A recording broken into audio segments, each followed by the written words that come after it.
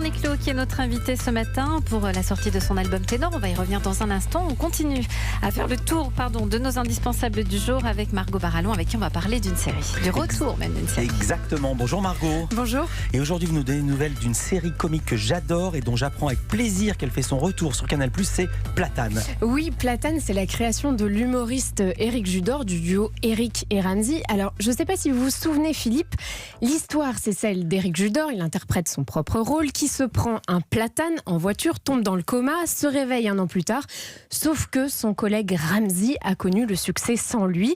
Éric se lance alors dans de nouveaux projets et c'est maintenant la saison 3. Cette fois, il essaie d'écrire une série télé, mais pas facile de concilier des ambitions artistiques et la vie de couple. Tu te fous de ma gueule, il est 3h du mat. Non, il est 4h là.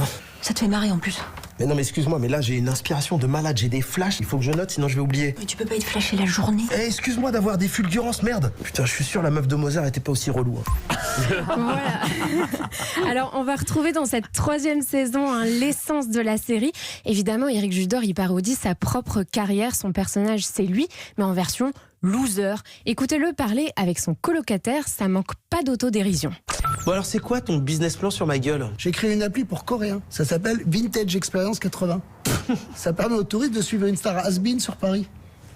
D'accord, c'est hyper sympa d'avoir pensé à moi. Sauf que moi je suis une star des années 90. Oh, tu m'as compris, c'est pareil. Une star Moyen-Âge avant Internet, à l'époque où c'était facile d'être une star.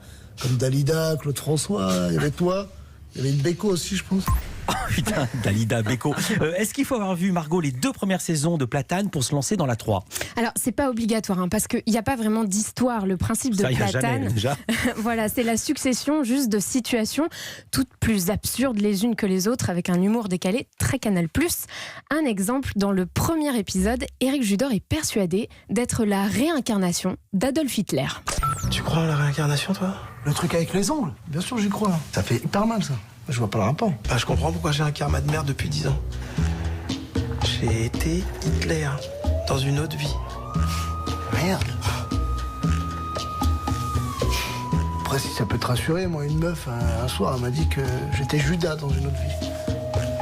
Putain, ça me rassure bien ça. Bah on forme une belle brochette de fils de pute tous les deux, dis donc. T'imagines sur la boîte aux lettres?